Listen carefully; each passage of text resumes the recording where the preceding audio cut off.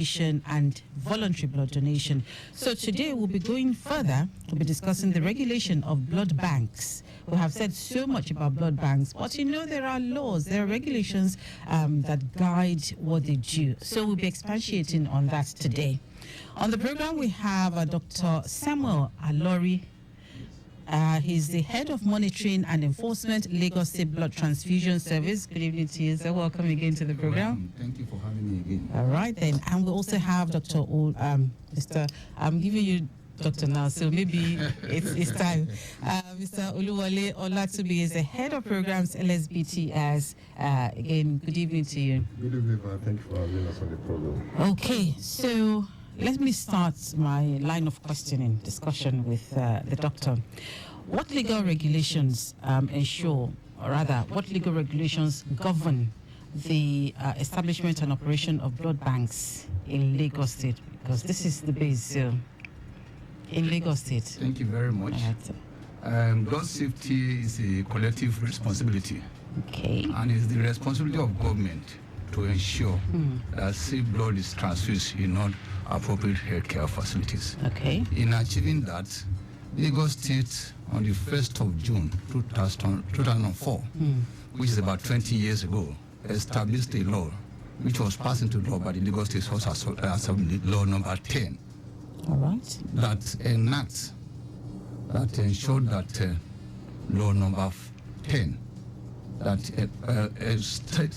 established the Lagos State Blood Transfusion Committee. Okay. This is a committee that had the sole responsibility of supervising and also regulate blood transfusion services in all private and public health facilities. Right. So the composition of that committee consists of an 8-member committee with a chairman and the executive secretary with other 6 members. They have powers under this law to regulate and supervise, like I've said, the blood transfusion services in all both public and private health facilities. Okay. So how do these regulations ensure the safety, the quality, the availability of blood products? Just like I said, blood safety is a collective responsibility. Yes. And safety starts with me and you. And the safest source of blood is voluntary blood donations. True. So it's the fact that through these regulations, they are established a subcommittee under the committee that regulates, that ensure that all private and public blood bank are licensed, accredited, all right, before establishing or commencing blood transfusion processes and services. So, in doing so, we have not just the blood bank alone, we also ensure that we monitor right from the point of collection, the blood donation center, the screening centers, the blood banks where these blood are also processed, and up to the hospital levels. So it is the responsibility of this subcommittee to ensure that all standard operating procedures are complied with, so that during the point of collection to the point of transfusing it, and thereafter through hemojubilant services, all right, to ensure that that blood is safe. All right. So on the program, we have talked about the fact that a lot of blood banks, or the establishment of blood banks, has to follow a certain guideline from WHO.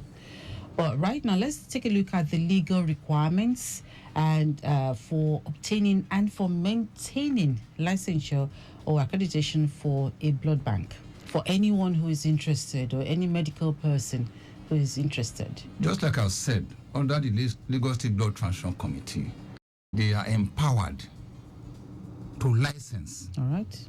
And licensing a blood bank requires you to register. So when you want to operate a blood bank under the law, you have to apply for registration. Okay. So when you apply for registrations, the monitoring subcommittee, they are also enabled to go for inspection to see that both your facilities comply with the expected standards. And these expected standards constitute the environment, the personnel, even the equipment, and all other things that will be necessary, that even including documentation and other that will be needed for you to start operating. So when we first inspect and you see that you have complied with the expected standard, then we will give you a license to operate. Even though after operation, before you even get the license, you will also put through a training process within the Lagos State Blood Transfusion Service unit, All right. where you go through the rudiment of what it entails. Passing through all the various units, you'll be educated on how to collect blood, how safe it is, the processes involved. You also go to other processes that you'll be educated on the screening aspect. Not only that, the blood banking process, blood grouping and cross-matching, and all other things that are necessary. Thereafter, you'll be given a license to operate. Even thereafter, we still go ahead to monitor regularly, not just in private blood bank. We also go into the public hospitals to ensure that all those regulatory expectations are met. We do that at least 2 or 3 times in a year to ensure that you comply. And if you don't comply, there are some penalties that are attached to it. I have a trick question. Now, you do this twice or 3 times a year. Do you give a notice before you visit these facilities? You don't have to give a notice. Okay. So all you need to do, sometimes you just want to see, you go there impromptu. Exactly. So when you go there, so many instances we go for monitoring, and we go there impromptu, you find out that what we expected to do, they will not do it. So if you give them a prior notice before going, definitely they will do a kind of arrangement to the extent that just to showcase what they are not doing, which is not acceptable. True. That was why I asked that question, because, we're human beings. And so when we get a notice that, okay, so-and-so person is coming, we're prepared. But when there is no notice, it's an impromptu visit, then we know that we have to, at every point in time, we must be, make sure that everything is in place. Yeah. So what are some of those consequences for non-compliance with the law? Well, with the regulations, what are some of those? When you disobey the law, yes, there are consequences. So when you disobey, number one, there are contravention notice that be issued. All right. And this contravention notice will ensure that there are consequences. Okay. Number two, depending on the gravity of the offense, there is an monitoring and enforcement unit that will go there to enforce that law. Yes. Take, for example, if you operate a facility, blood bank that is not registered, that is purely enforcement. That has to be closed down and possibly prosecute the cases on the person concerned, depending on individual or as an institution. So there are some some offenses that require you to pay penalty. Okay. So if that ensued, that you have to do that. Right. Here, sometimes we don't just punish. We sometimes train them and retrain them to go through a process again, so that if subsequently, if they go through the same process and they haven't, definitely will prosecute. Okay. Under the law. All right then. All right, it's still Safe Blood Arena on Lagos Traffic Radio 96.1 FM. We've been speaking with Dr. Samuel Alori. He's the Head of Monitoring and Enforcement, Lagos State Blood Transfusion Services. Quickly, 1 or 2 updates. We have an incident report here. It's a Coca-Cola long truck has a mechanical fault on Kudrat Abiola Way by Clay Bus Stop inward Ojota. So they're waiting for the tow truck to evacuate. And right now, not causing traffic for now, but motorists coming from Radio Bus Stop are advised to please slow down while approaching Clay Bus Stop. And another one at Alagba by Orile Gomo Bus Stop on the service lane. This should be Alaba. By Orile Bus Stop on the service lane, it's a loaded flatbed trailer with loaded with iron actually, got stuck the usual field section of the road, no access to other motorists. So The driver is making effort to have it moved off the road while traffic diverted to the adjoining street. That's from Dewey by the traffic managers. So just be aware of that. Traffic right now along that axis is on the high side, while effort is still on to have the vehicle moved off the road.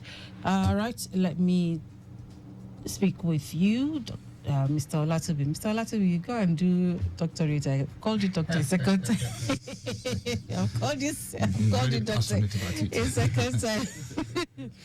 So, tell us what programs LSBTS has undertaken to ensure compliance with the regulation of blood banks in Lagos State so far. Okay, let me just reiterate. Thank you for that question. Let me just reiterate what Dr. Sam Alori said. Remember I talked about an onboarding process where staff of these blood banks, we take them through the rudiments of blood banking. Okay. As they come to the Lagos State Blood Transfusion Service headquarters at Bagada, and then we train them from the donor unit to the blood banking section, so they get to know the rudiments of it. And if you also recall, in the past, I also mentioned the capacity building we did for the doctors, yes, and also for the practitioners of the blood banks, yes, where we train them on safe blood practices. All this is just to ensure that to increase the compliance with the regulation and the expectations of the law. Remember, there's a particular incident. It's talked about the registration of blood banks. It talked about the environment, the equipment, and the personnel. Those are requirements that you'll be needing to open a blood bank. I remember there was a case in 2019, sir, if you recall, where somebody in Bariga, took school underage children and was bleeding them in his room. Oh. So that led to a program where we termed Educate 5,000. So it was a program we had in conjunction with the Ministry of Education, Lagos State, and the various education districts. So we went to the various secondary schools. We'll be going to the various secondary schools. All right. And then we've been enlightening them about what to expect, about consent. That's another very important thing, because those children do not have consent. You have to be 18 for you to donate blood. Yes. But in this case, so we told them about when you go to a place, you should know what to expect. You should know the age that you're expected to be bled, and this is the reason why.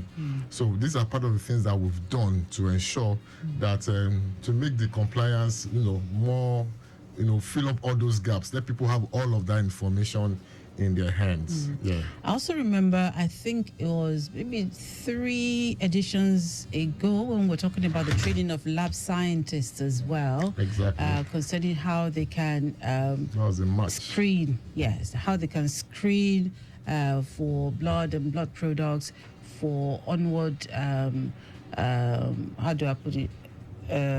What's the word? There was a word. For onward usage, for lack of a better word, by patients, especially for pregnant women and those who are sickle cell. So the process is, the blood is collected, it's taken to the screening center, taken to the screening center, then to the blood bank. Then the blood bank now issue out those blood. Yes. On a doctor's request. Yes. And I remember at that time we also talked about the training of the lab scientists. Yes. And how they can handle. Yes, how they can handle blood collected to screen it, and then how they can get it to the doctors. Also, for people who flout, I know Dr. Alori has said something about that. But for people who flout some of these trainings, if they know that you're supposed to undergo a training process. Or rather a continuous training process, you're supposed to undergo that for the handling of blood and blood products. For people who refuse, or for one reason or the other, do not undergo these trainings and they still want to continue to operate, what is done about situations like that? Okay, I'll let Dr. Alori answer that question. Thank you very much. Just like I said, we normally train before we licensed. Okay. After what's the duration of that training? No. Before you license? We do a day training. All right. before licensing. Okay. Number 2, we do annual renewal of license. In this annual renewal of license, it is expected of you to undergo a training on blood transfusion seminars. All right. At least once in a year. All right. And that training, before we issue 1 year, is usually a year event. If you don't renew that license, definitely you are not qualified to practice. So under no condition must you practice if your license is not renewed. So part of the criteria needed is that the continuous medical education from blood bank lectures. So that one puts a check into, and not only that, there's always continuous training. So definitely, if you don't go for this training, your license will not be renewed. All right. So and if flat that law, if you don't renew, prosecuted. Not just prosecuted, there's a fine for it. All right. There's a fine for it if you don't renew by March 31st of each year. Okay. Irrespective of when the person starts operation. Everybody that have given license to practice must renew their license by March 31st every year. And when if you go to any blood bank, we have our logo. All right. So just to let you know, when you go to any private blood bank, what you first see at the reception, it's a logo. Failure of not displaying that logo is an offense. All right. So that just first of all gives. And number 2, even thereafter, the blood you are going for must have Lagos Blood Transfusion logo. Sure. So these are some of those key areas outside the training. And also we go through each year before they are licensed, each laboratory scientist or pathologist must obtain the annual renewal license from their professional bodies. So that also put a check on that. So if you don't have that professional annual renewal of your license, definitely we will not renew you. So even though if you are renewed, you still have to produce that training document. And when you even go there, not just that, we also assess the content, how far you have gone, how were you able to assimilate. We also observe, we also ask questions. How do you do a quality control on your reagent? Even though when you go there, we also inspect for your reagents and all other things and the procedure you follow. And just to add to this, as we are improving in the quality of monitoring, many people are now coming for registrations. All right. So in doing so, this will help us minimize quackery. And quackery is one of the major issues. That's why we are telling the public, when you see where this wrong blood banking service is taking place, please say something, report to us. Be a whistleblower. Yes. All right. We'll be really happy. And that has been helping a lot. Awesome. I have one last question. We are very enterprising people. So what happens? Mr. Olatubi, please let me ask my question. We're very enterprising people. What happens in a situation where you have someone who is financially buoyant and wants to operate a blood bank, or is willing to employ qualified personnel to run it? Is that something that is allowed by Lagos State Blood Transfusion Services? It's allowed. That's a proprietor. Yes. So that proprietor will ensure that the minimum standard required by law, a laboratory scientist, qualified one, or a pathologist. All right. And we also have a technician to support, without a nurse. So these are some of those basic minima. So other areas may be health educator, donor recruiter, and every other thing that will help in this, and also the administrative staff that will help in other areas. So other areas that we are not going to details of the equipment and other things. So but as it may, we must ensure all these components of the clean and safe environment. Yes, and they meet the required standards. Yes, proper and qualified personnel, and also the equipment must be of the expected standard. So, and in doing so, I can tell you now that we regularly monitored all the 28 public blood banks in Lagos State. All right. And also in public, and also over 140 private blood banks. We do not even limit it to that. We also do monitor the screening centers. Okay. So we monitor the screening centers and also the logistic companies that help us in transporting this blood, that enable us to have access to safe blood as at when due. We also regulate them and monitor them. We also have the other areas of apheresis centers. In case of any blood transfusion reactions, we even encourage that all hospitals must have a hospital blood transfusion committee. So these are the committee that will look into all to ensure that the policy on blood safety is implemented even at the hospital level. So through this committee, we will review their progress report that is being sent to the executive secretary, Lagos State Blood Transfusion Service. So if there's any form of blood transfusion reaction that is reported, we will investigate and see how it can be prevented subsequently. Okay. Thank you for answering my question. Thank you very much for. So it's a way of creating awareness, like I've discussed with you. There's a knowledge gap.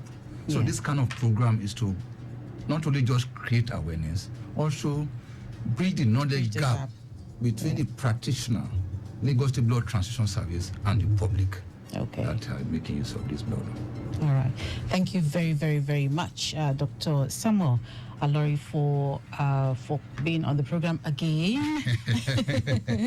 Thank you so much. All right. So for those of you who have been listening and following, we've been speaking with Dr. Samuel Alori.